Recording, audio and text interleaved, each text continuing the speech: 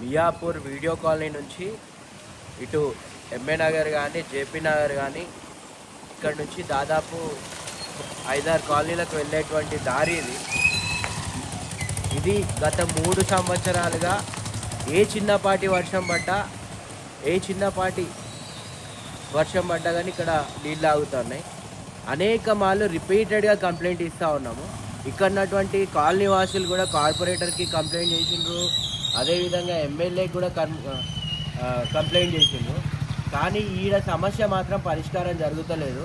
నాకు అర్థం కావట్లేదు, ఈ అధికారులు ప్రజాప్రతినిధులు అన్నం తింటున్నారా గడ్డి తింటున్నారా అర్థం కావట్లేదు. ఇదే పరిస్థితి ఈ మాజీ కార్పొరేటర్ ఇంటి ముంగటున్నా లేదా గాంధీ ఇంటి ముంగటున్నా ఇట్లనే ఉంటుందా? ఇక్కడ ఉన్నటువంటి 2 ఇండ్లు కూడా చిన్న వర్షం వస్తే మునిగిపోతున్నటువంటి పరిస్థితి ఉంది. సిగ్గు శరం లేకుండా వీళ్ళు మళ్ళా ప్రజల్లోకి రేపు పొద్దున ఎట్లొస్తారు? కనీస సమస్యలు పరిష్కరించకపోతే ఎట్లొస్తారు? ఒక్క చిన్నపాటి వర్షం పడితే ఈ 2 ఇండ్లు మునిగిపోతున్నాయి. ఈ కాలనీ మొత్తం సివరేజ్ వాటర్ ఆగిపోతూ ఉన్నది. కనీసం ఆలోచన లేనటువంటి అధికారులు, ఇక్కడ జరిగినటువంటి ఇంజనీరింగ్ మిస్టేక్స్, కార్పొరేటర్ పర్యవేక్షణ లోపం వల్లనే ఇక్కడ వాటర్ ఆగుతూ ఉన్నాయి తప్ప వేరేదేం లేదనేది క్లియర్గా అర్థమవుతా ఉంది. అరే కనీస ఆలోచన లేదు.